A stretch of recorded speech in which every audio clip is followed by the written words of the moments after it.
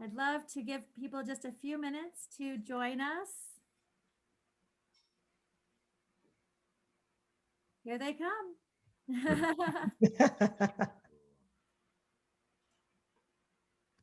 All right, Aisla, give us the thumbs up whenever you think we've got folks already in the room.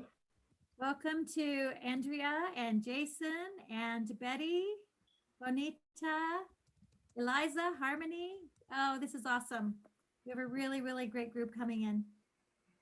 Thank you so much for joining us, everyone.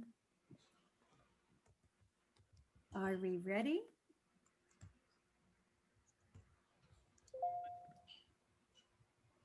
Welcome to Feminine Principle Leadership, a conversation about the importance of the feminine side for leadership. And we have an expert with us, and I think it's going to be a really, really exciting and fun conversation today. We are planning to have about an hour of conversation. It's really a fireside chat format where the four of us will be speaking with Chet, who's here to sort of lead the way. And then after that, we'll have a 30-minute Q&A time frame for anyone in the audience to chime in and ask their own questions. So first of all, we're here to celebrate Her Many Voices 12th anniversary. This organization is an incredible organization doing work in Haiti and all over the US. And they have partnerships in the Czech Republic and with the EU. And I'd like to introduce the founder, my dear friend, Alicia Fall. I've known her since before she founded this organization, and she is amazing. Alicia is the founder and vision holder of Her Many Voices. She's been an educator, performing artist, and public speaker for over 30 years. She's a TEDx Talk presenter, a recipient of the New York State Assembly Citation Award, and she sits on the boards of the Coalition Against Global Genocide, Winyan Maka, Boulder Valley Indigenous Peoples Day, and Tai Yosh Pei. Alicia, take it away. Thank you, Myrna. I am so excited about today. It's good to see your faces, and it's good to see all of these names who are popping up. Thank you, everybody who is joining us today. This is very exciting. In 12 years, it's kind of mind-blowing because it feels like I just started this yesterday. You know, for those of you who don't know me, I was in the music industry, and I spent most of my adult career doing that. And I found myself doing a whole lot of benefit concerts. So I thought, why not marry the artistic side with the humanitarian side? And Her Many Voices was birthed from that in 2009. And I've been blessed to be able to continually work with artists from all over the place. And it was through music that I actually met Chet. Yes, that was many years ago. And so we've had this joyful relationship ever since. He's like my brother. I am so grateful that he is here going to share his wisdom today on these feminine principles of leadership. And some people have asked me, why are you having a man speak on feminine principles? You're going to find out in a moment why we're doing that. You know, feminine principle is not about an exclusion of men. It's about an inclusion of men who are aware enough to recognize moving forward, we have to have that balance, that female balance. We all have the male and female energy within us, you know, so it's time that we move forward, keeping that in mind. Also, for those of you who don't know, Her Many Voices is about taking care of women, children, and Mother Earth. We provide education for different folks, predominantly in the indigenous community, also in underserved communities, I should say. And we also pay attention to the issues, the climate change issues, the climate strong issues of Mother Earth, and keeping her in balance, and ourselves walking in balance when we are in our everyday lives. So I think that covers a little bit of me and a little bit of Her Many Voices. I really am very excited about listening to what Chet has to say, and also hearing from everyone today in the question answers at the end of it. Myrna, thank you for stepping in and emceeing for us today. This is a real treat for me. Thank you so very much. Absolutely. And just by way of introduction, I'm Myrna James, and I'm the owner of Blue Line Publishing, a magazine and book publishing company. Um, and also, I'd like to introduce Aisela Lewis. She is also with Her Many Voices. She's the organizational strategist for Dreamers and Underdogs. I love that. And director of motivation. She's really the brains behind this event and many others, pulling it all together for us. So thank you so much. And our keynote speaker is Chet Sisk. Chet, hello. He is a futurist, an international speaker, an author, and founder of Universal Basic Resources. UBR is an organization dedicated to helping communities, companies, and people to thrive and succeed in this dramatic shift and technological transformation. Chet has counseled organizations in almost 30 countries around the world, as well as the United Nations, about the effects of climate crisis, social disruption, institutional racism, and what we can do about it. He is also the founder of the UBR Venture Fund, an organization that provides seed capital and consultation to emerging businesses led by Black and Indigenous people of color to battle climate change. Chet, it is such a pleasure to have you here. It is my pleasure to be here, and I hope the sound is good. I made a bit of a change in my microphone. Does it sound good to y'all? Okay, very good. All right. Perfect. Yeah, it's my pleasure to be here. And yes, Alicia has told a little bit about our relationship, but I just want to make sure that everybody knows that I was absolutely I was taken by her live performance on a few occasions. And then she came out with a CD. And I remember driving down the street one day just listening to her music. And I kept thinking to myself, gosh, this is the stuff that should be told, the messages that she had. And so what I did was that I merged my spoken word with her music and wanted to really make a go at pushing that. It didn't go very far, only because my marketing at that particular time was not very strong, but I loved the project, just me merging her voice, her singing voice with my speaking voice and providing these uplifting and empowering messages. And I still want to do some more, sis. So whenever we get a chance, we've got to do something about that, because those messages are crucially important. Thank you. I'm all for it. Now you're making us all want to hear that. So yeah, maybe someone just do some magic in the background and play it at the end. Oh man, I got to find that. We'll have to find that one. We'll save that for something in the future. Yes, but you have to. She has this wonderful CD out, and like I said, just one in particular. Anyway, I'm going to stop, or I'm going to tear up. But I know we have other business to accomplish today. But I just want to say thank you, sis, for just being there and being consistent over all these years. And I consider this particular time a celebration of our friendship. So thank you. So I guess we can get right into it. Would that be appropriate, Myrna, that we can go right into it right now? Yeah, introduce us to this concept, and then certainly keep going. And I know that we'll all have a few questions and comments, and at the end we'll have questions from the audience as well.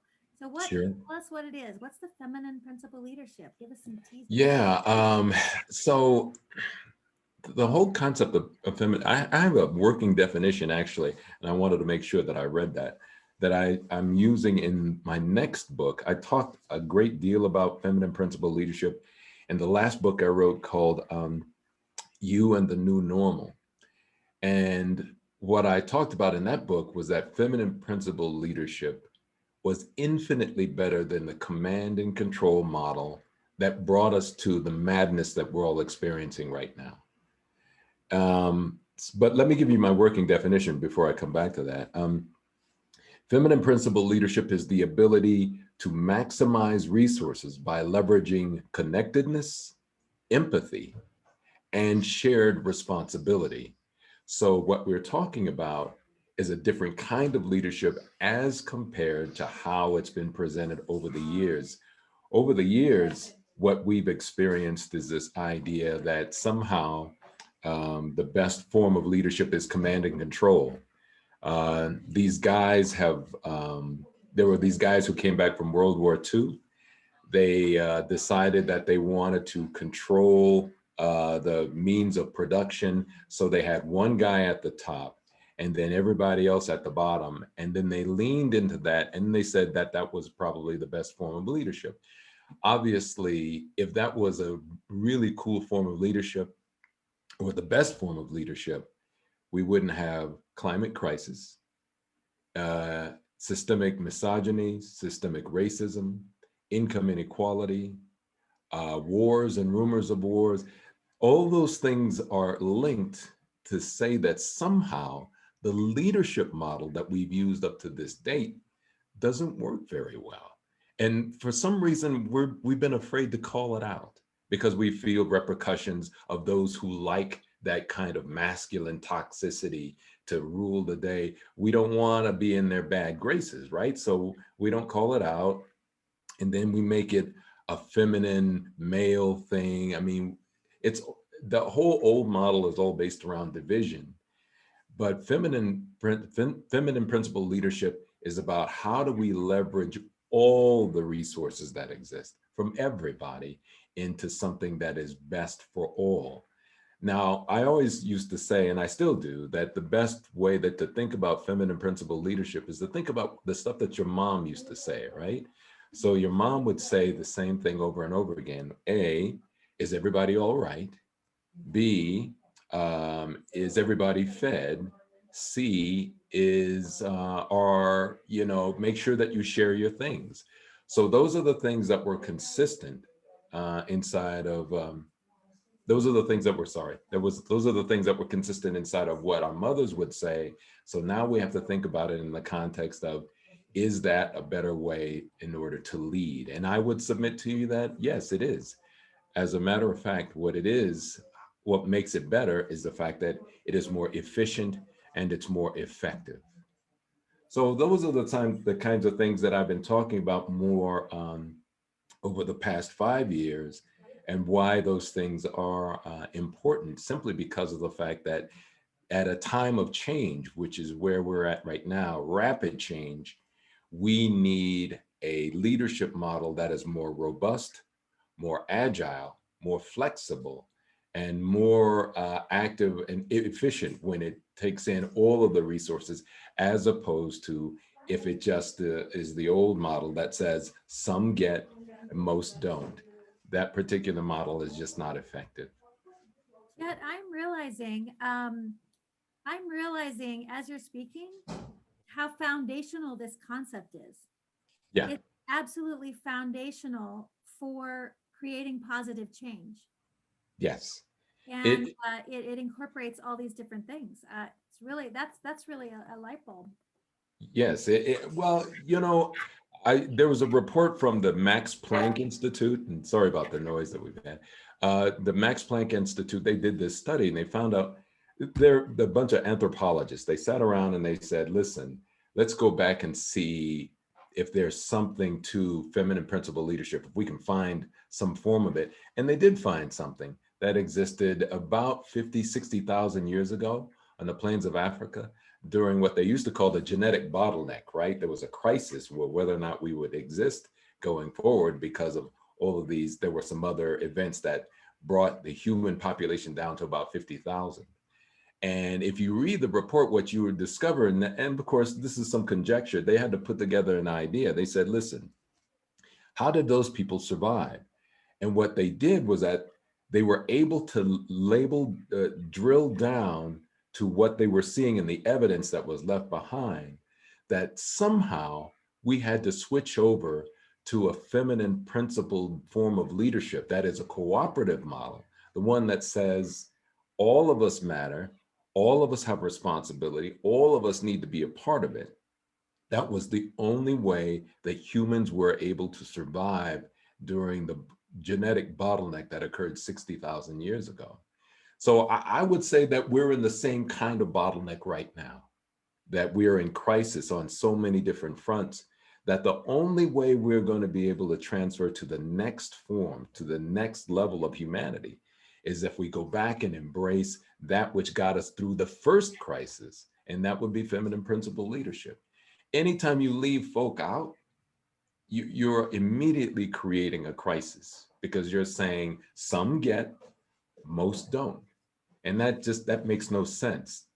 But it's been run for so long that some of us have embraced it as a truth. We think of it as a truth and a reality, and it's not. It's just a way that we've embraced that change in some space.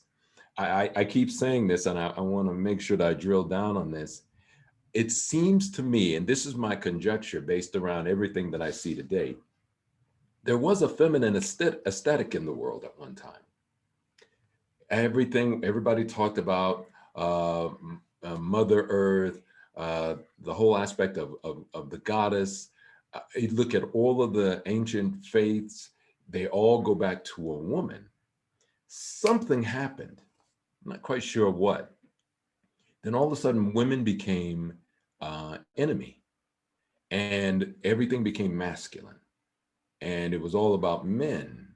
And I mean, even the basics, those of you who are Christians, you probably know this story, the Adam and Eve story, that says that the woman came from Adam's rib. But obviously that can't be true because, well, I shouldn't say that. Sorry. Let me just say this.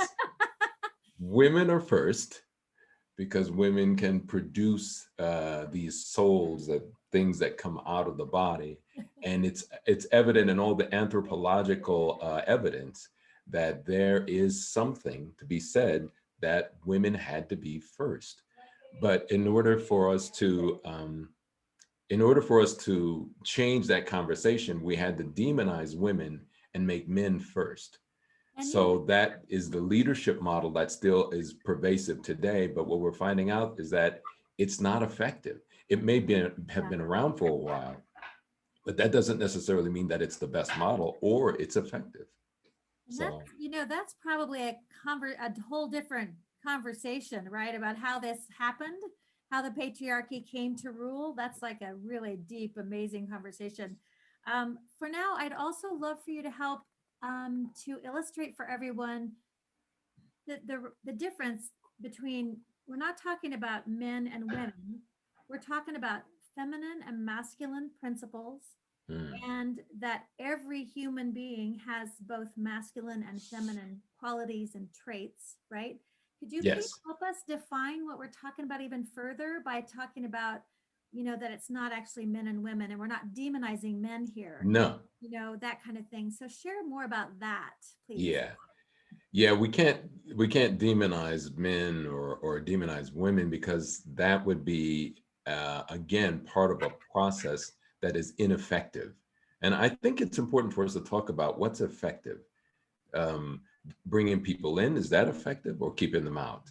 And I would submit that bringing them in is much more effective, because you have more resources, you have more ideas, you have more solutions when you bring them in. And feminine principle leadership, again, it's that model that mimics what our mother used to talk about, right?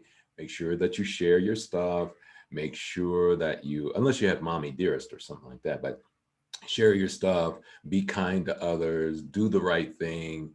And what was the other? Oh, make sure you had on clean underwear. I could never figure out what that was about. It was like my mother used to say that all the time. I said, oh, all my underwear are clean. Just make sure. But it was always something that all the stuff that your mother would talk about, those are the things that are the essence really of feminine principle leadership. And yes, we accept those kinds of things inside of the family, but the reality is that you can apply them in you can scale that kind of application and make sure that other people, everybody inside of the family, which is the human family, are able to enjoy the benefits of what the family enjoys. So the essence of the feminine principle leadership, or really just feminine energy, is about sharing, bringing people in instead of calling them out. Also, it's about making sure that we look out for each other.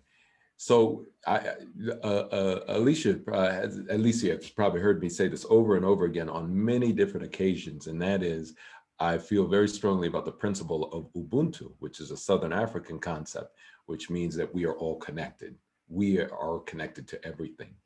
And so the feminine principle leadership and Ubuntu are one and the same in the sense that connectedness is a better form of existence than separation. So what we are seeing in the difference between feminine thought and masculine thought, at least how it's been presented today, is that feminine is inclusion, masculine is in separation. Now, maybe that has there's a value with that level of separation that the masculine energy brings in. It's a form of protection. It's a form of, hey, we don't know about this guy, so let's keep him at arm's length until we find out more about him. That's where that separation part becomes powerful and effective because it is protective. So if you marry that though with the inclusion part, what you have is that now you have a balance of thought, right? You have initially the guy comes in and says, oh, we don't know about this guy. He could be a danger to us. Fair enough, truth. And that's very protective. And in a sense, that's really what men, that's a long suit with men. It's a strength to protect and think about that. And then, but it has to be balanced with the inclusion part. And that is when the women would come in and say, yes, it's true, but maybe there's a way that we can bring him in. Let's find out about him and then see how we can bring him in.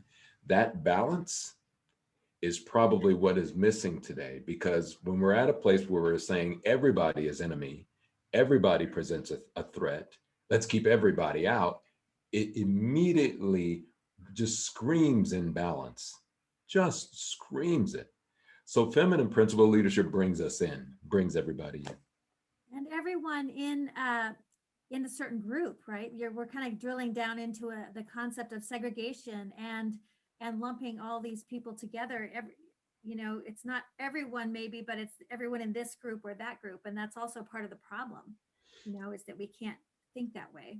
Yeah, and it happens among us. We're all prejudiced. We all have these prejudgments that we make when we're looking at somebody that we don't know, right? So we're making these kinds of decisions because we have to. It's part of our survival technique. It's part of the human condition for sure.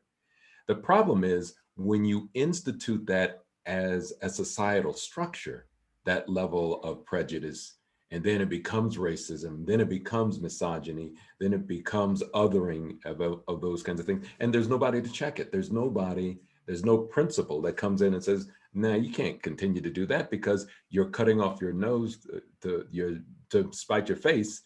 And you all of a sudden you lose so much more. You would never do that inside of your family. Well, most people wouldn't.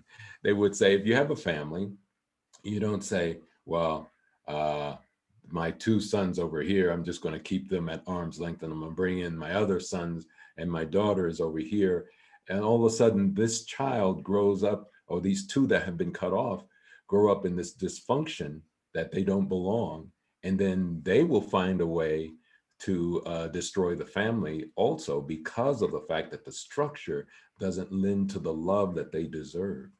I think there's an old African phrase that it says that a child who does not feel the warmth from his family will burn down the village to get that warmth. So I'm paraphrasing, but that's what happens when we keep people at bay and say others are over there and we're over here. We also are sort of boiling it down to this concept of we're all human and Yeah. we all have masculine and feminine, and we all have value, equal value, every life, right?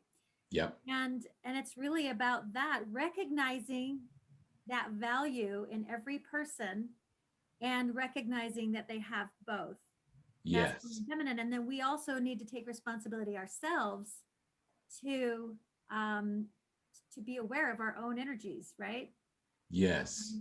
You know, Yeah. I want to jump in here too. You know, Yeah. I keep reflecting back. I know a number of you have heard me talk about this. When I was growing up, my mother reminded me on a regular basis, you know, whatever you do to another, you do to yourself. Whatever you do for another, you do for yourself. Yep. There was always this balance of be mindful of other people because it's you, you know. And it wasn't about the gender issue at all. You know, Yes. it's an all-inclusive. We And I'm have, Aisha, gonna- did you have something you were going to Yeah. add? we have an audience member that Alicia said we should allow to contribute. Does that work here? Right. Diane, did you want to say something? Hi there, how are you? Thank you for having me. I wanted to just contribute a little bit to what the gentleman was just saying.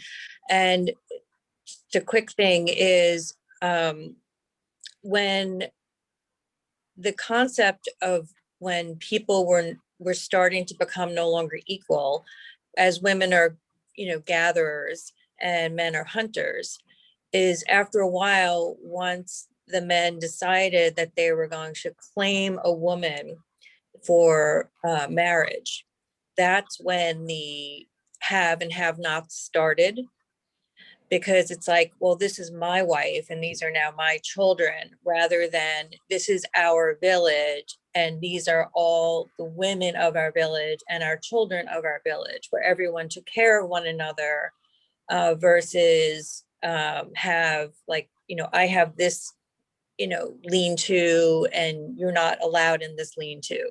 So that separation started once that concept of like marriage came in.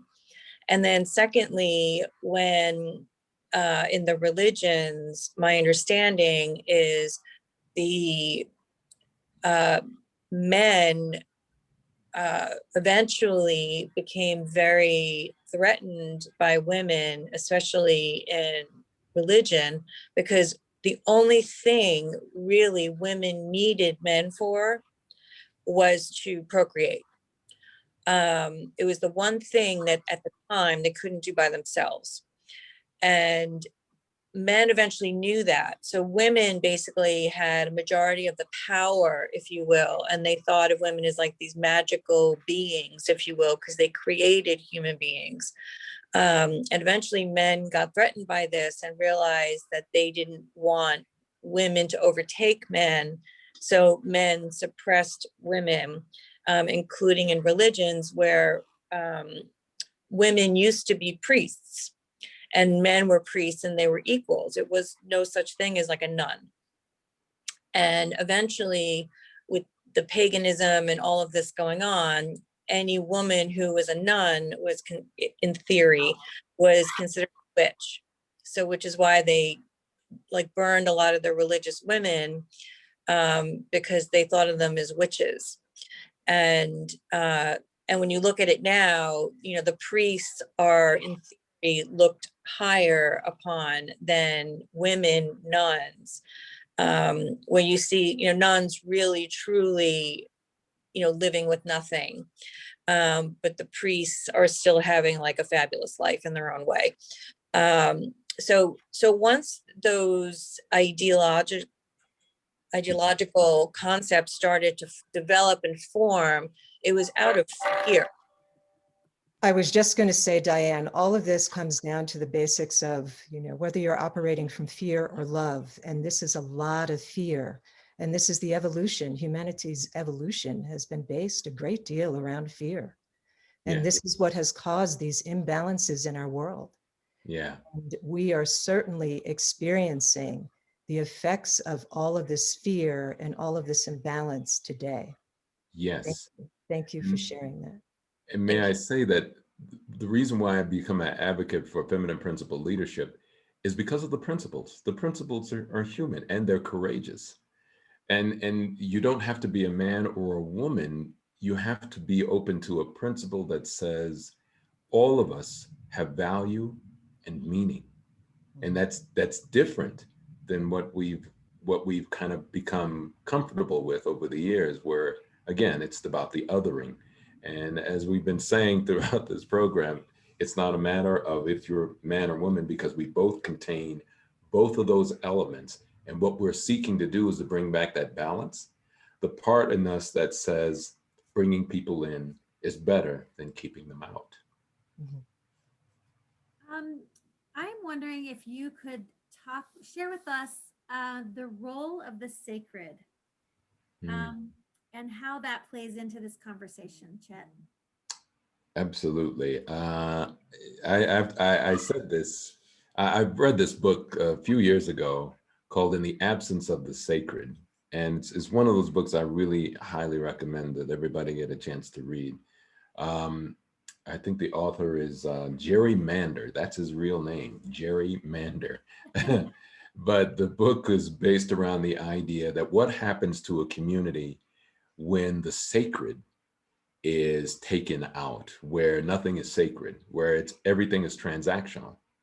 And you saw they actually did an experiment with a particular ethnic group in near the North Pole or in the Arctic regions, and I can't think of the name of the ethnic group at the time, but I do remember that. And I first of all, I thought that that was crazy that they actually did that to a group of people, but at the same time, the data that came from it was astounding.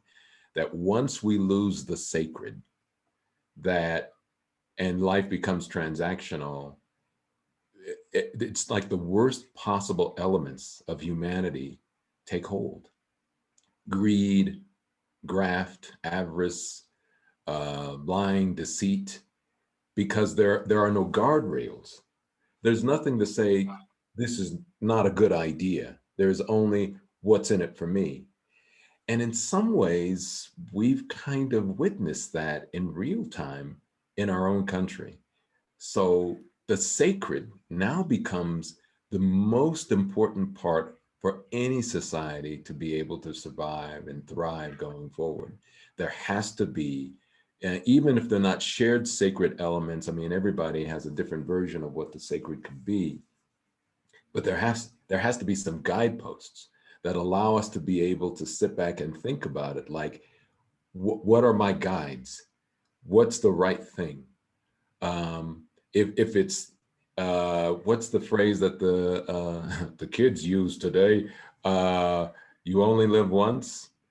Well, that's again a product of the absence of the sacred, because then anything and everything is at risk, because there's nothing to say, this is a sacred element, this is a sacred place, this is a sacred statement, this is a sacred space that we're in, and that has to be honored. Without that honoring it, we're all in danger, not just those who don't value the sacred, but those of us who do value the sacred, but live in a world where people who don't. So the sacred is the most important part of who we are as human beings. Chet, maybe I missed it, but what happened in that village in the north near the North Pole? Was that an Inuit village? Is that the? It wasn't an Inuit group, ethnic group. It was another group that is in relationship to the Inuit for sure.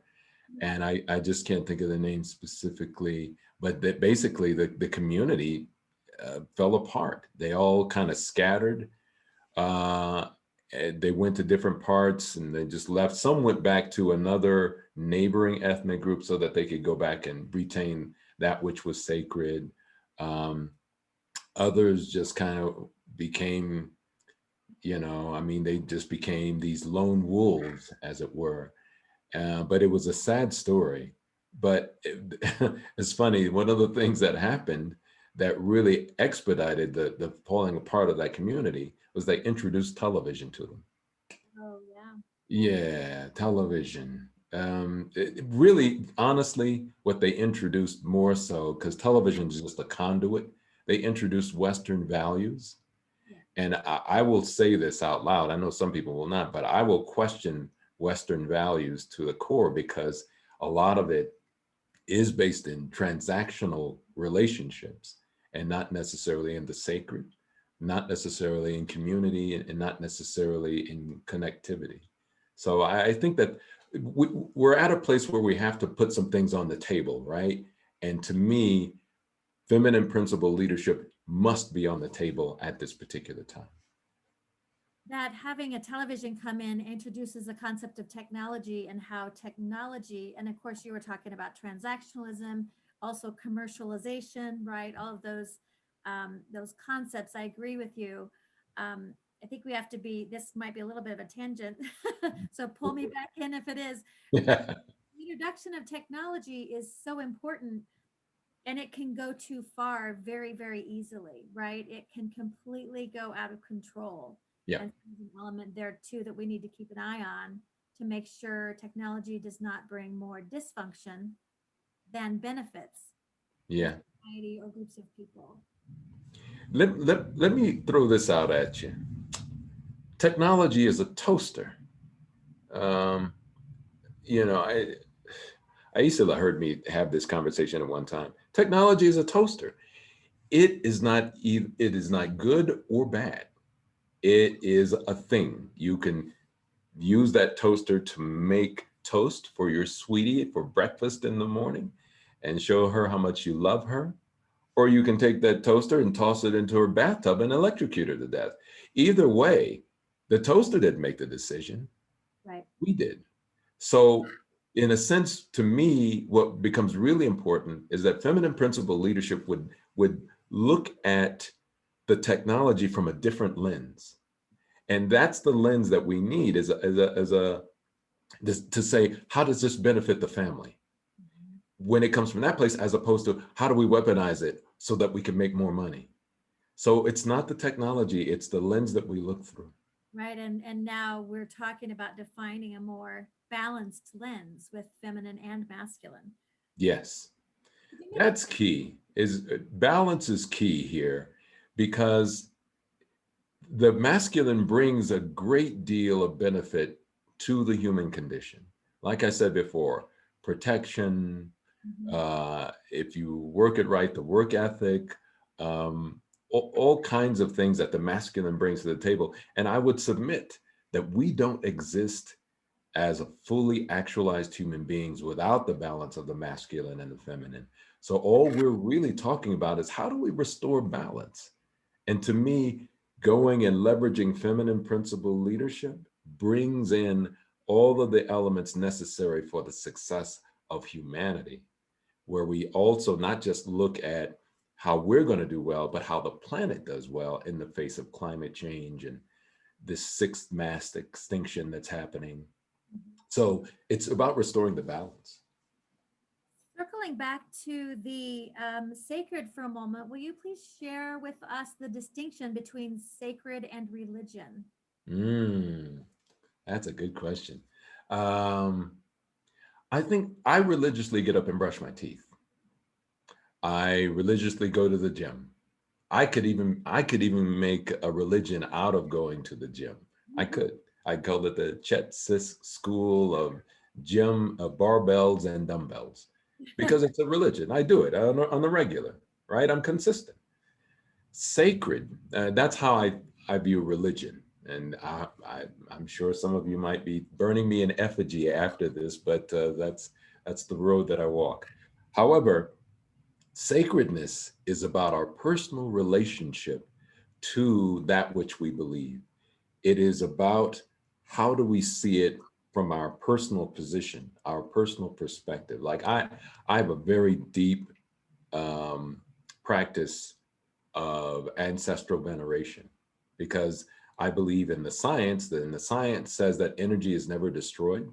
So if we're all bringing energy, even if we die, that energy is never destroyed. It's just recontextualized, right? So I see that means that the ancestors also exist in this energy field, and we can call on them and tap on them, tap on that source. So that's my sacred space. I honor that space because my personal relationship with the ancestors is one that I value so much that I don't just do it because it's like by rote memory, I just get up and do it, but I spend my personal time in that space. I think about what it means to me. I think about what it means to other human beings.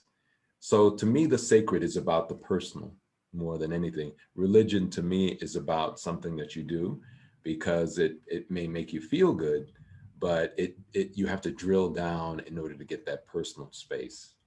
That's my opinion. One man's opinion. Great. I'm wondering, I'm sitting here just thinking about the feminine and masculine and the topic at hand. Mhm. And I think it's fairly clear, although we can talk more about it too. The examples of positive feminine with collaboration and cooperation and thinking about the whole and the group and every individual and all their needs, and the positive and the masculine as well. So give us some more examples about positive masculine. You talked about this a little bit, but Mm. there is that demonization factor that's probably a little bit more in the mainstream news. Uh, Yeah. Negative masculine. Maybe some examples of both. Yeah. Let me say this, that uh, the only reason that really masculine, the masculine energy has been, um, I think it's been demonized, and I'm going to drill down on the nuance here. What we're really talking about, that's this negative part that the media talks about and people talk about in general, is toxic masculinity. And not masculinity in and of itself, because I'm a man and I love my masculinity. But the toxic masculinity says this thing where it is the only way, that everything else is inferior to it. That is the whole aspect of the feminine. That's obscene and it's unrealistic because of the fact that we have both energies in us. So it's, again, it's an imbalance, and toxic masculinity takes that imbalance to scale. That's why we have the kinds of crises we have in the world, because it's spread and it's supported by the infrastructure out there.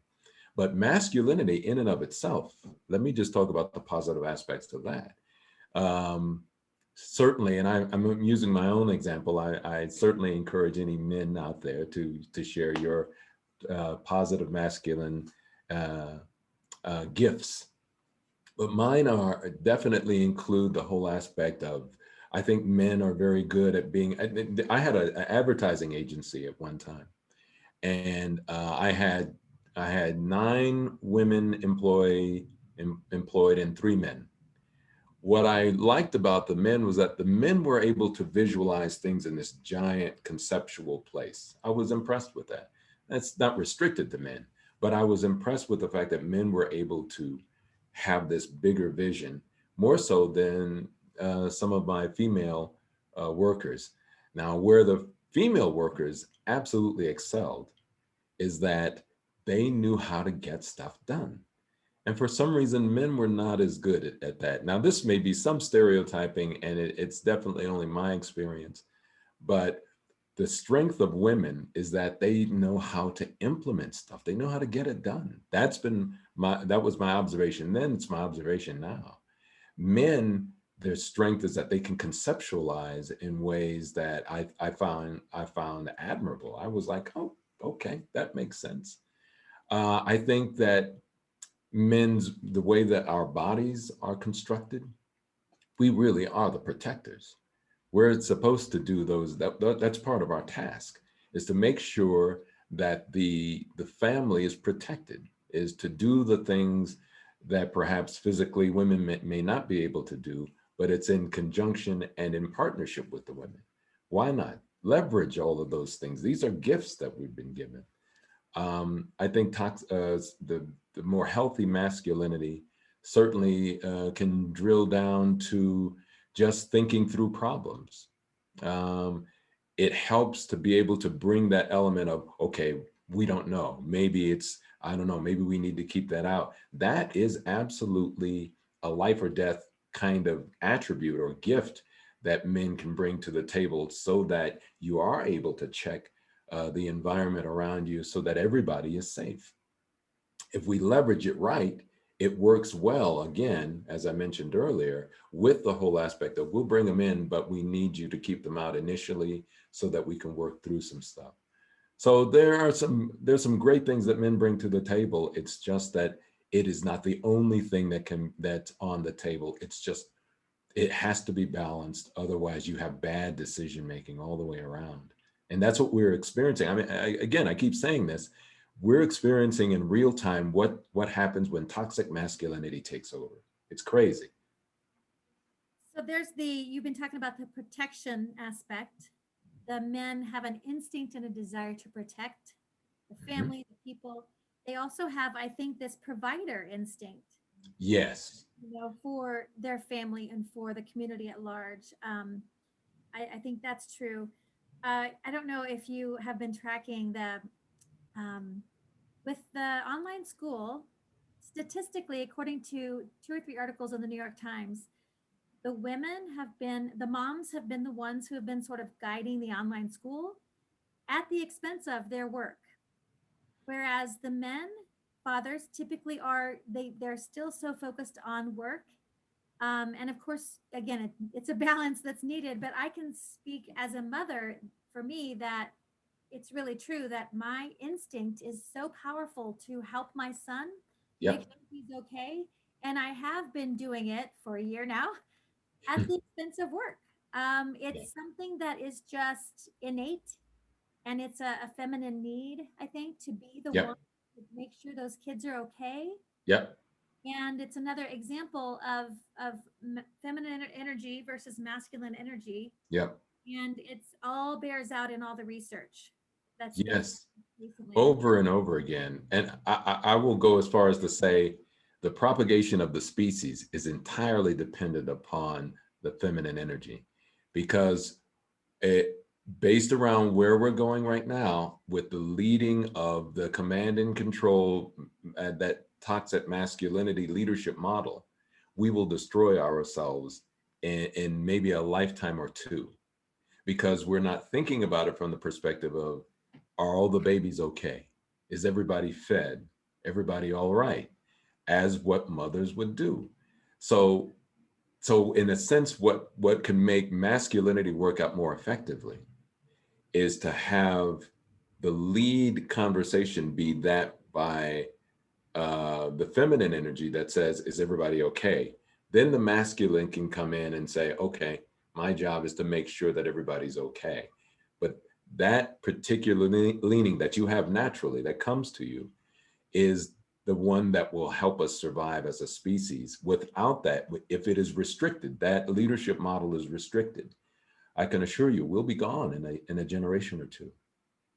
If not, we'll be living in, as Jamiroquai would say, we'll be living underground in some real strange places, because of the fact that we need that balance of energy in order to survive. And I don't think that we're seeing it that way. I think we're seeing it as like, oh, men and women and who's going to win, as if one can survive without the other. That is madness. It will not happen that way. Yeah. There must be this balance. If we go back to, I mean, all of us, we have those tribal roots. It doesn't matter who your people are. Yeah. Our ancestors knew that there was balance, and we took care of each other. Everyone had each other's back. Males had females, females had males. We knew that we all had to come together. We worked collectively. And there wasn't that separation of, well, this is your job, this is my job. Right. And I would submit to you that the toxic masculinity that we're experiencing right now is relatively new in the history of humanity. For thousands of years, you're right, Alicia, that was really our truths, is that we had to have this balance. And it wasn't about, I'm a big fan of Bell Hooks. So those of you who may have read some of her books, she's a womanist. And her thing was that we shouldn't be pushing to be men. Women shouldn't be pushing to be men. We want your jobs, we want your stuff, we want all of that. She said the real balance is, how do you make both men and women work, whoever has the resources? So it's not a matter of replacing men as much as it is, how do you create the balance so that the family is taken care of, so that there's a propagation of the species. So in some way, she was pushing back against modern feminism, because she said that feminism was about women wanting to be men, as opposed to women saying, how do we find the balance that works for everybody? I totally agree. And I will say that in my 20s, I'm at a generation where women about 10 years older than I am broke the glass ceiling, right? I was to be one of the women who got to benefit from that. And I literally did go through my 20s not worried about men. Really kind of thinking I don't really need a man as far as, my breadwinning and whatever.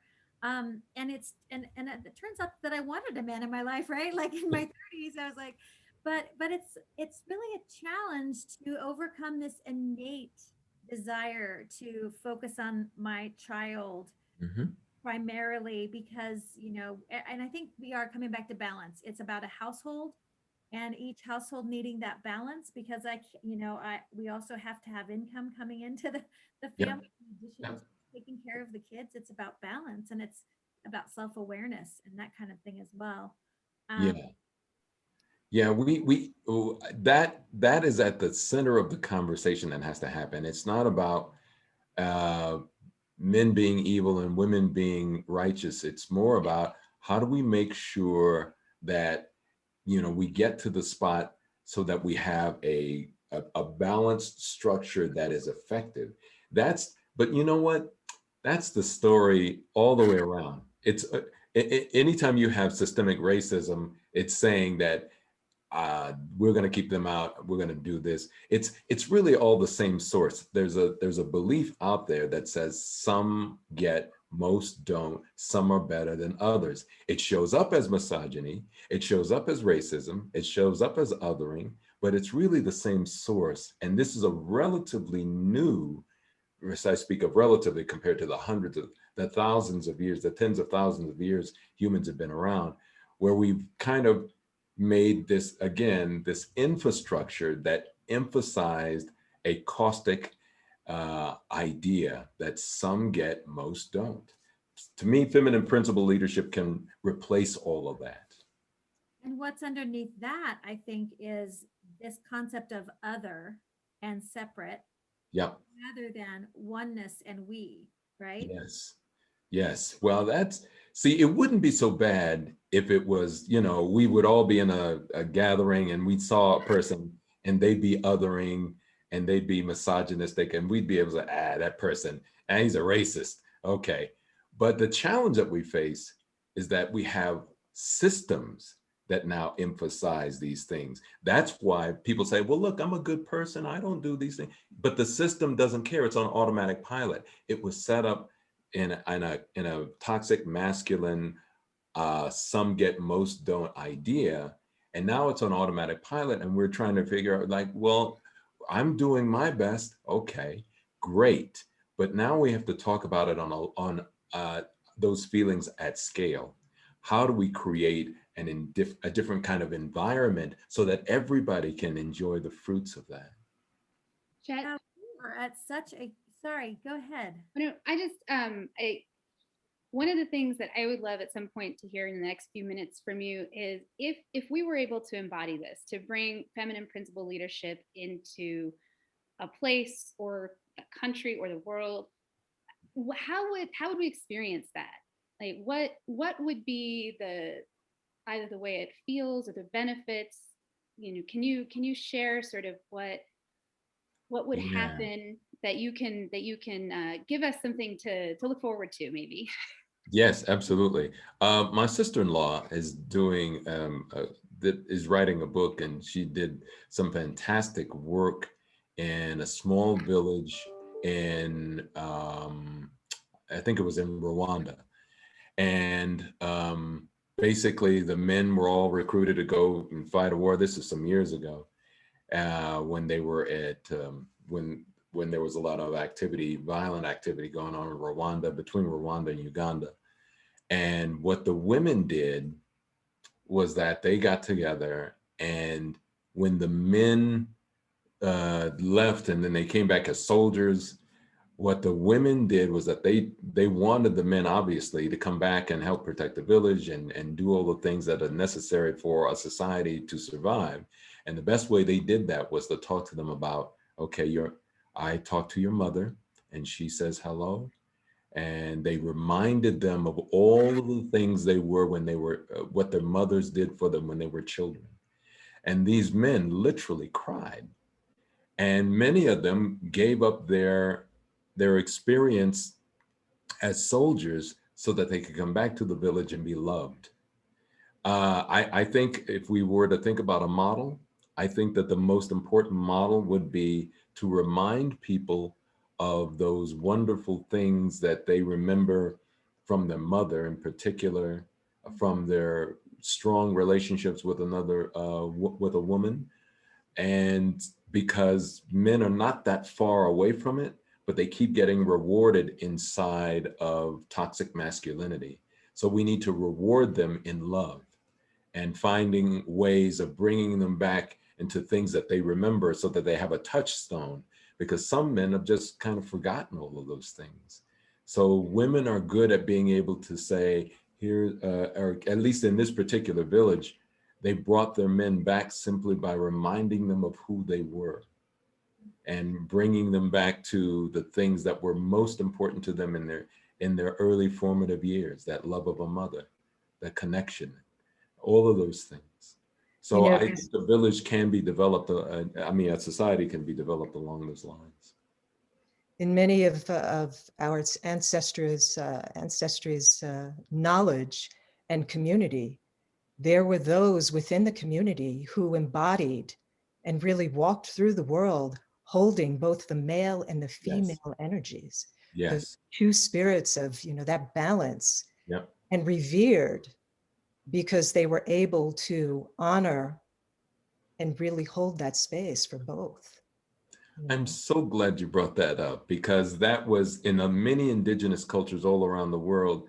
It was always, not always, I'll just say commonly celebrated for the gay population of their particular community, because of the fact that exactly what you just said, Alicia, is that there is a kind of a sharing of both elements, and it was honored. It was like one of those things like, man, I wish I could have both of those.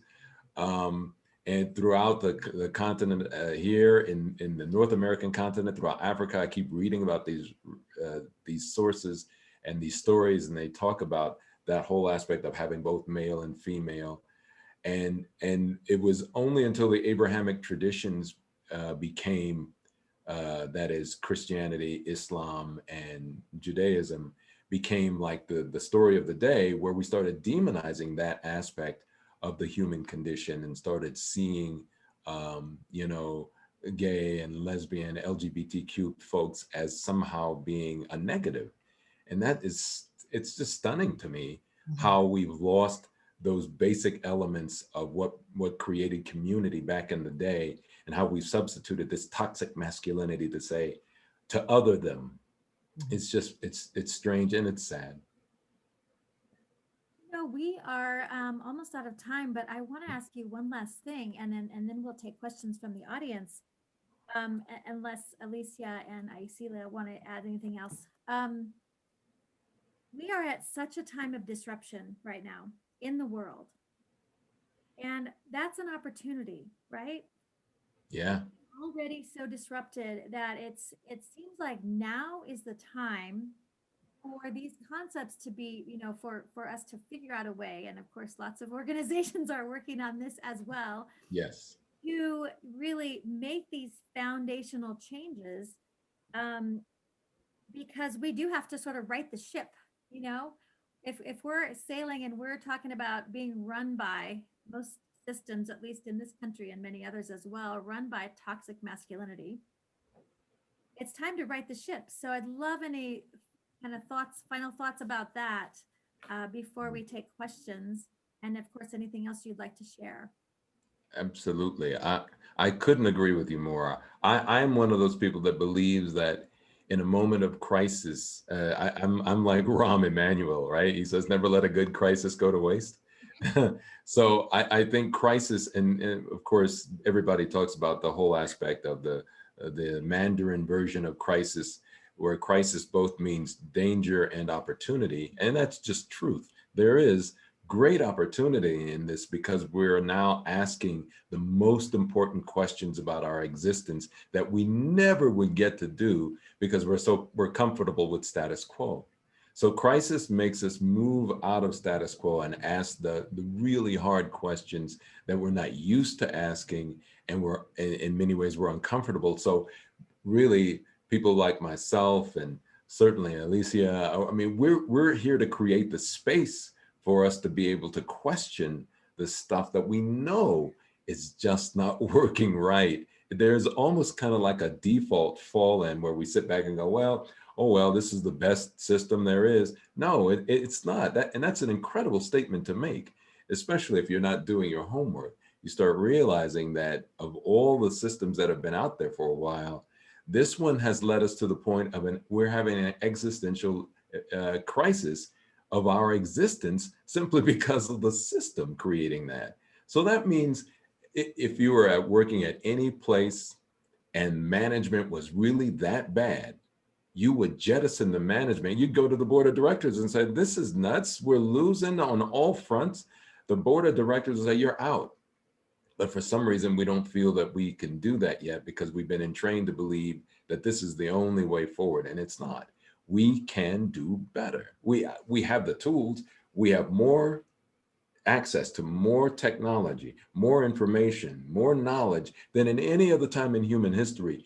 You can't tell me we can't do better than this. You can't. If you resign to that this is, we're at the zenith of humanity, then maybe you need to do some soul searching, because we are, as far as I'm concerned, are on the next leg that we needed to get to. We needed to get to this point so we can get to the next leg. That's how I feel.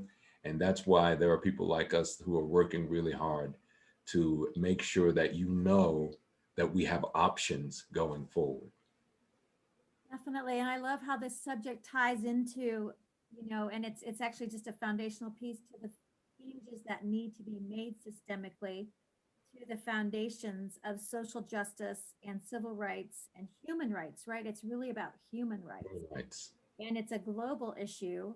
And I really do know, we all know, there are so many organizations and other people working on this. I actually am very, very hopeful and positive and optimistic about this right now, because of this fork in the road where we are.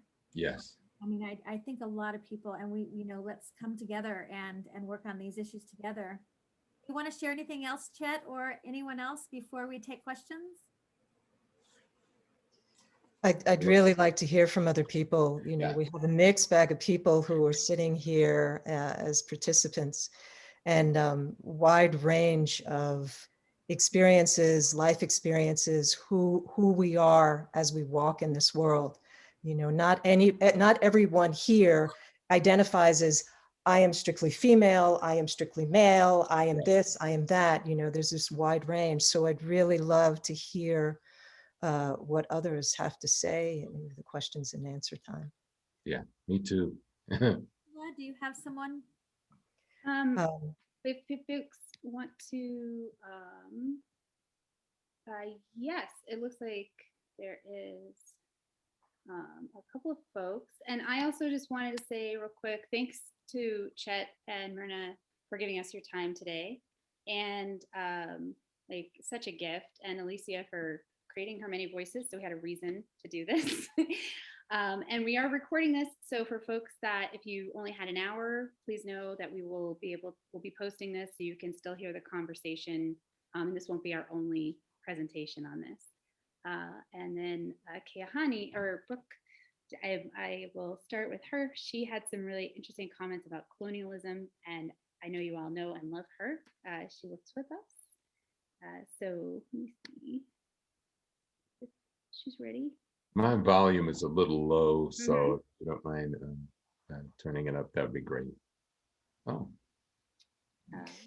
And Brooke, just to remind you, you're on mute. I don't know if that's Aisla that needs to unmute you, or you need to unmute yourself. And we also have a question if Brooke isn't ready. So, or actually I could share this question because I think Brooke's input would be desired as well. So I will do Absolutely. that. So one of our participants wanted to understand, and some of this I don't think we can answer because it's a large question societally, and I wouldn't claim that we are able with the five of us to represent the entirety of society.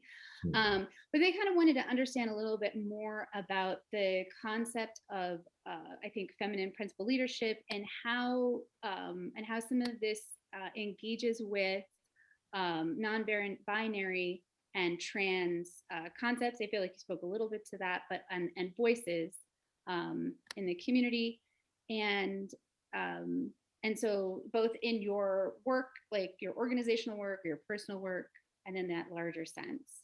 Yes. Well, I can answer it. I'll be very brief so we can get to all these wonderful people. To me, I know that we have different labels, different categories that we've had to kind of work our way through because of the fact that people wouldn't accept us in these different places. So instead of human, they called us Black. Instead of person, they call you trans, or all of these other names that came up. So there are a lot of labels that we exist in, and I don't want to deride the labels, but I do want us to recognize that what feminine principle leadership, that model does, is takes us back to our humanity, so that we're not necessarily labeled into our particular categories. And so anyone in the LGBTQ or trans community who identifies with the basic principles, that is, everybody's important, share your stuff, be kind to others, do unto others as you would have them do unto you. That's what feminine principle leadership really is about. It's about making sure that we understand our humanity. And what does that look like? What is a structure that honors our humanity? However way we want to label ourselves, how does that show up? So to me, that's where the application is that it moves us beyond label to this space, the human space. Because again, all of this stuff is artificially created. Race doesn't even exist. That's an artificial creation since Bacon's Rebellion back in 1676. So a lot of the labels that we know we have identified ourselves as really are artificial. And so we want to start to lean into the human part and have a process, a leadership model that identifies the humanity. And to me, that's feminine principle leadership. And I see this in our children, those who are coming into the world now, I mean, how many of us do we know have teenagers, young people, even younger, who recognize, well, I was born in this world with this female body, but I identify myself as, there's an understanding and acceptance and knowledge of we are evolving. And I think it's the epiphany of humanity that we recognize we are a whole. This is not about putting each and every one of us in some individual little box. We are a whole. And many of us who are coming into this world recognize that and step into it in its fullness. Yes. And eventually we will not have to have these kind of conversations. Yes. I hope and I pray. Yeah. Because like you said, Chet, I mean, we will recognize this is, you're not Black, you're not this, you're not that, you are human. Yes, yes. And I want these labels. Yeah, I want to add on to that because I said this in a conversation not too long ago. The realities that we're talking about is our humanity, but there are those who still want to identify or who want to maintain the structure, because that's really what we're talking about, a structure that separates. We need to be able to call that out. I know a lot of folks want to do kumbaya and hold hands, and I do too. But I also recognize that there are people who are entrenched in maintaining the status quo. We need to be able to have, that's that masculine part of me. We need to be able to confront that and not be afraid of it and recognize that we have a better way. So I just want to throw that out. Masculine. Brooke, it's so good to see your face, sweetheart. Brooke. Hi, everybody. Thanks for having and hosting this event. It's been really nice listening to Chet and listening to everybody. Just powerful messages tonight. I believe I was called up because I was making responses in the chat group regarding colonial feminism, which is what we call the first wave feminism in Indigenous communities. And with colonial feminism, really what it was about, essentially predominantly white women and also women of color were being oppressed, but the call really came from white women to kind of sit at the seat of, the three basically models that they wanted to get into was equality, equity, and inclusion. And at the forefront, that might seem like really, really good things to do. But essentially, because the house was the same, it was still based on settler colonialism, it produced a lot of still inequalities. So with equality in the first wave or the colonial feminist movement was about being equal to toxic patriarchal white men that were in seats of power. And then equity is about gaining resources and access to almost 100% of the time stolen lands of indigenous people. So, we still have these things being affected to us today. And then inclusion is being able to be co-creators in the kingdom of colonialism, or to co-write the history of Africa or America or Asian settlements or anything like that. So that's why first wave feminism was so problematic, because it was based on those capitalist and colonial ventures. But that's what I was talking about in the chat. Interesting, because that sounds a whole lot like Bell Hooks, and I'm a big fan of hers, that she was saying we need to rethink feminism. That's why she embraced the title of womanists, so that we're not trying to align with a toxic structure. And again, this goes back to something I said earlier, is that I think we all have good hearts and we want to do the right thing, but the structure is on automatic pilot. So we have to start to think about new structures. When in this next phase, it's more than about changing hearts and minds.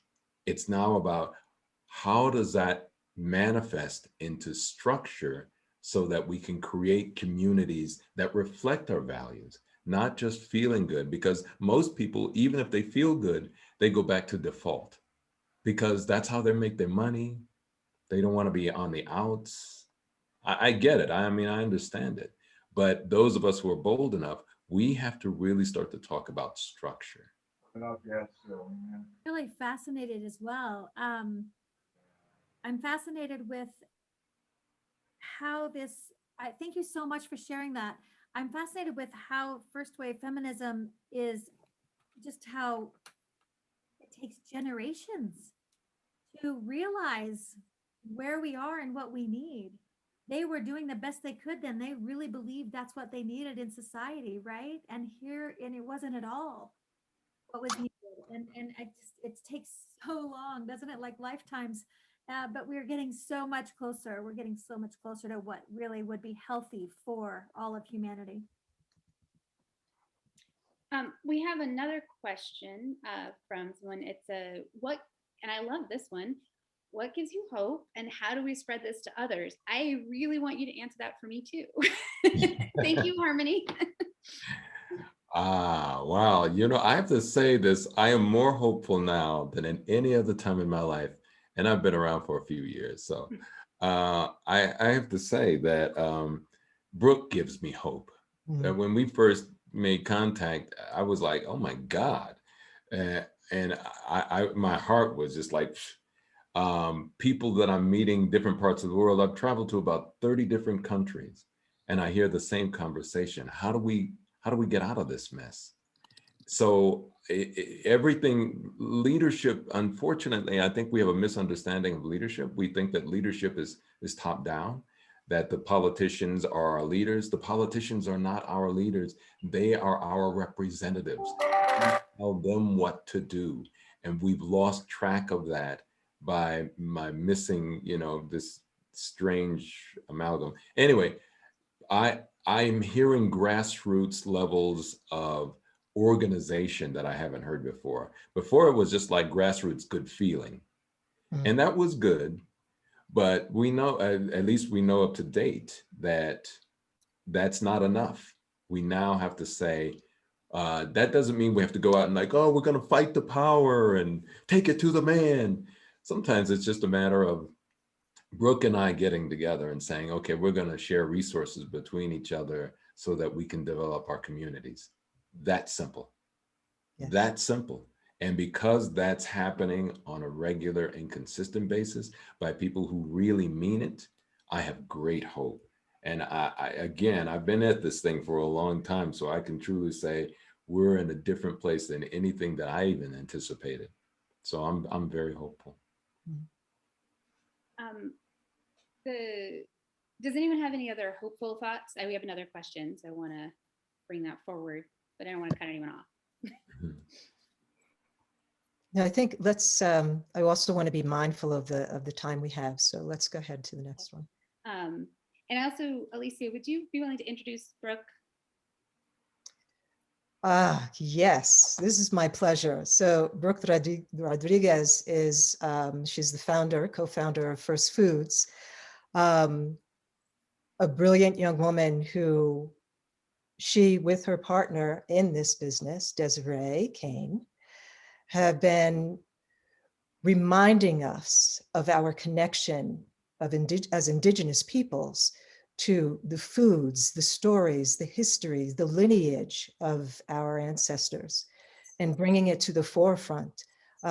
Brooke is also a Taino woman, which brings me great joy in my heart. And she's an East Coast New York girl, which is also another treat for me. And so Brooke and Desiree's organization, First Foods, they are actually our fiscal sponsees at the moment. And, you know, before no time, I know that they're going to spread wings. If you've not seen any of their videos, you need to sign up because they are extremely informative and very, they're entertaining, and they're also healthful videos that we could all learn something from. You don't have to be an Indigenous person to spend time with these people.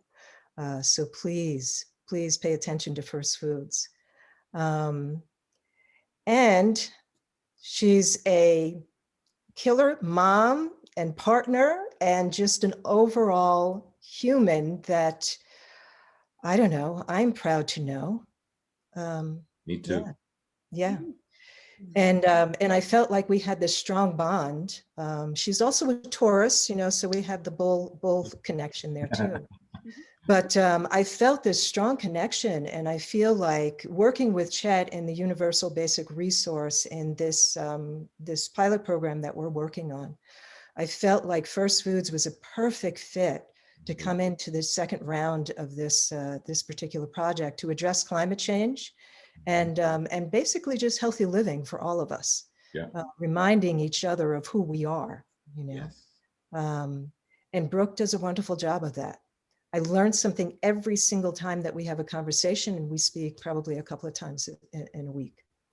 So Thank you. that's my love fest around Brooke Rodriguez. I second that emotion. Yeah. Well, and that's a great segue into Myrna. I hope I am saying your name correctly.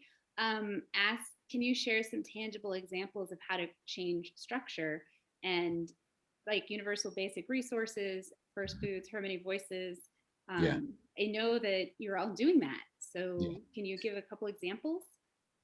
Yeah, actually, those examples are in really representative of what's happening. What's really happening is that there's a model called the distributive model, and what's happening is that these kinds of groups, First Foods, Her Many Voices, and some of the groups, the teams inside of Universal Basic Resources, are finding ways of being able to connect and make formal ties. So that's the difference between, say, years before, is that the years before, I think we all like felt well, and we went to a conference, and we had a good time, and then we went about our merry ways. But now we're at a place of saying, but what happens if we do a distributive model? That is, all of us have these sources and these resources, and we start sharing them between us formally.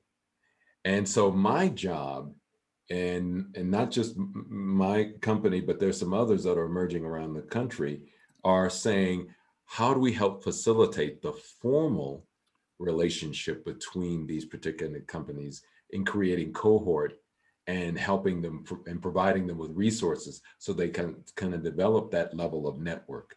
There's UBR is one.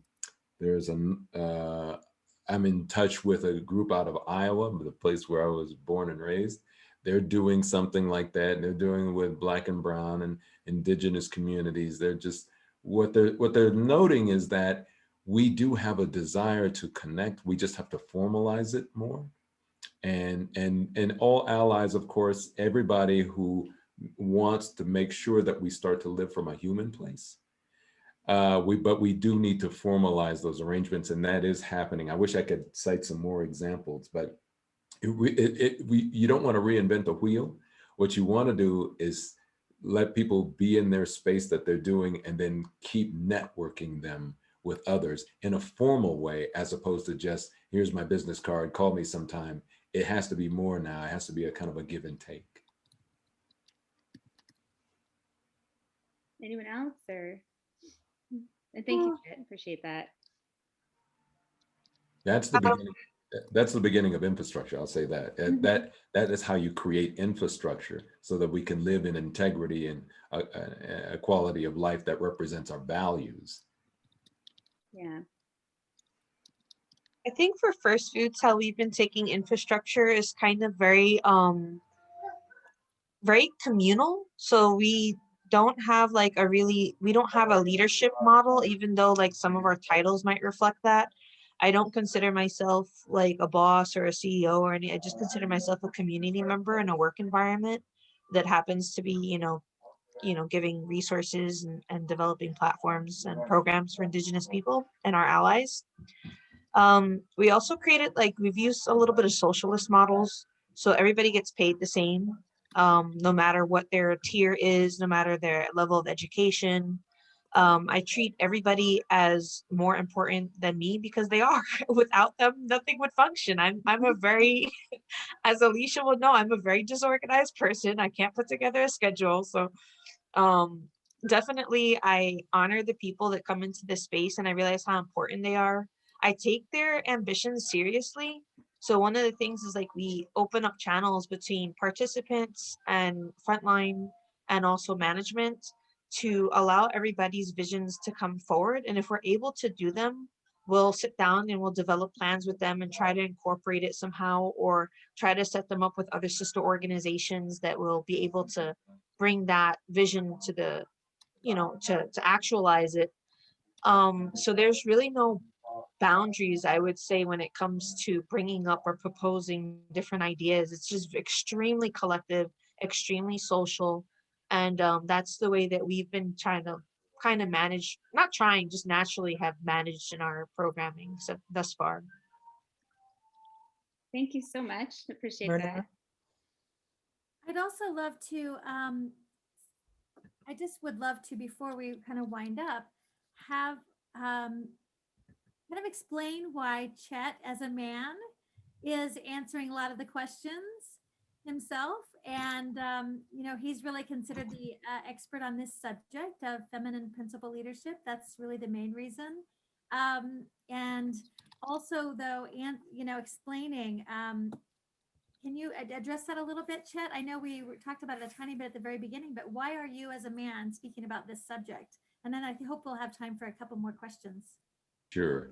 In line with what we've been talking about, is that the whole aspect of the feminine is really a human concept and idea, and that men, women, transgender, everyone has to embrace the concept of this idea that all of us are human. And from what I've been able to read up to this point, feminine principal leadership, a leadership model, is best at being able to talk about, how the value of our humanity, and even more so, it is a proven leadership model. That leadership model that basically brings people in and actualizes those resources, leverages the whole aspect of community and shared responsibility. Those are the kinds of things. And since I teach on leadership, I mean, I'm a futurist. So my number one job is what they ask me is, at least my clients ask me, is what kind of leadership model should we embrace going forward in this time? And I come back and I say it's feminine principal leadership, they don't necessarily embrace it because they're vested in their male-based structure. And so, but they know the truth. They know that if my advocacy is for a better world, that's the first leadership model I'm going to speak on, is feminine principled leadership. And so I speak on it only because of the fact that it is important to me personally, it's important to me professionally, and it's important to our future. Yeah. Well, and I also I want to add just that you came in. No one event expresses the fullness of anyone's perspective or experiences, and we asked you to come in and to share this concept that you've been living out in the world. The Universal Basic Resources is a really impressive, innovative project, and it's part of a network and a fabric that's being built across the country with everybody doing their part. And that's the only way we're going to move forward, right? No one person, no one group, no one answer, because the things we're dealing with are far too intricate and complex. Yes. And so each of us brings in what we have to offer, and we learn from each other. I have learned so much from each of you in different ways. It's humbling, so, and also expansive. So, and I would love to, I don't know if there's another question you had, but gentlemen, I shouldn't say that. I feel like there was an implication, but I shouldn't assume. A human, no, he did imply that. Perhaps it was talking about, for you, Chet, as someone who comes into this from a male presenting experience, how do you talk about this? How do you speak to other men in masculine spaces and advocate for these principles and ensure that these principles are being heard? And when these ideas, because he's expressing that, his experiences when these ideas are expressed in these circles and spaces, they're often disregarded or ridiculed as being soft. Yes. And so, like, how, as someone who's been holding that in some of these, I would say maybe hostile experiences, can you provide other folks that are living out that with some guidelines for how they could step in that way? Yes, yes, that's a great perspective and point of view and question. I'll tell you this, where I am making headway is when I talk about efficiencies and effectiveness. Mm-hmm. When you go into those spaces, men kind of get that because men tend to lean into this left brain part. So when you start talking about, you're losing money when you leave out this resource, especially those who run companies. You're not leveraging all of your resources, so you're ineffective. In a very real way, you're creating an ineffective organization because you're not leveraging everything that's at your disposal. Those particular things, though, efficiency and effectiveness, men can get there. Some men, because they've been in the toxic space for so long, they see anything that challenges that toxicity as kumbaya. So they'll just write it off because it's just easier to write it off than to go and do the deep dive. So I start off with efficiency and effectiveness. And in fact, I was in the Sudan, and I'll make this real quick. I was in the Sudan, and there was I gave a presentation about why the government was, and this was in Khartoum, how the government was sidelining all of their women because it's not part of the Islamic faith, and in the way that they were interpreting it in that particular city. And I said, it's a waste of time, and it's a waste of your resources, and you're not becoming effective. You'll never be great because you're sidelining half of your resources. That makes no sense. So I come back, of course, to the States, and I tell people that, and they were like, oh, that is so, people were clutching their pearls and like, oh, that's so wrong. And that's terrible. Those countries do that. And I said, don't we do the exact same thing when we have systemic racism? We're sidelining all of our resources, or this giant amount of resource, simply because of the fact that we want to feel superior. That's nutty. It's the same thing. So talk to men about efficiencies and effectiveness, and then they'll get it. I believe. That's a great way to frame it, or to put it in the context that they'll understand, right? Yeah, that's kind of where men are right now, is like productivity and how to get things done, that kind of, so you got to talk to them around that. Are you wasting your money? Are you wasting your time? Are you wasting your resources? And if you can call them on that, then all of a sudden they get embarrassed and then they have to kind of drill down on that, like, oh, maybe I am. Even in your home, are you being inefficient in your home simply because you're trying to do everything when that work could be divided and shared all the way around? Well, we are at the magic hour, and I want to make sure. Do you want to do one more question, or do we think we're ready to talk? I do want Alicia to have the last word here. Celia, what do you think about any more? Just thank you for coming. I agree, Alicia should be our close. Please, we'll definitely send you this information and links. Please come to the harmonyvoices.org website. We're going to be hosting an event on April 22nd to celebrate Earth Day, celebrating Indigenous wisdom. I'm very excited to be putting that together. And we look forward to your participation in ongoing conversation, whether it's in this event or somewhere else. Thank you. I want to thank all of you, and Myrna for stepping in as MC, Aisla, for the gift of your brain and your patience and putting all of this together for us. And Chet, thank you so very much. Like I said earlier, there are so many people who said, well, why do you have a man speaking on feminine principle leadership? We're not asking a female to speak about what does it mean to be a female. We're talking about the essence of the qualities that we carry and we need to carry forward in moving through a healthy environment for our world and our future.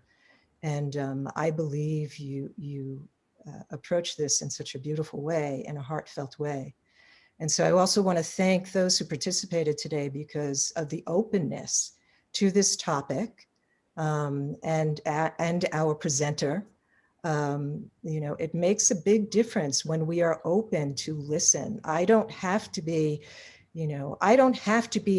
a particular person to have an understanding of what it means to have certain experiences in life. I cannot speak to what it means to be a Black male in America. I certainly cannot speak to that, but I can speak on the injustices that we have towards people in this world, or certain groups in this world. I have an understanding of what that means and the changes we have to implement in order to make for a healthier environment in this planet. So thank you all very much. I appreciate and love each and every one of you. Brooke, thank you so much for jumping in here as well. Yes, I hope we do see you on the 22nd. We are going to have a very long honoring of Mother Earth on that day. And it will be a global event, a mix of artists of all types and people who are speaking on different issues about climate change. So please join us on that day. Yes, thank you, friends and family. Thank you, all of my relations. Yeah. Have a blessed and beautiful day. Thank you so much, Alicia, for everything you do. Thank you, my sister. I love you. I love you too, Chet. All right, all. Be well. Enjoy. Thank you, Diane. All righty. Thank you. Take care, everyone.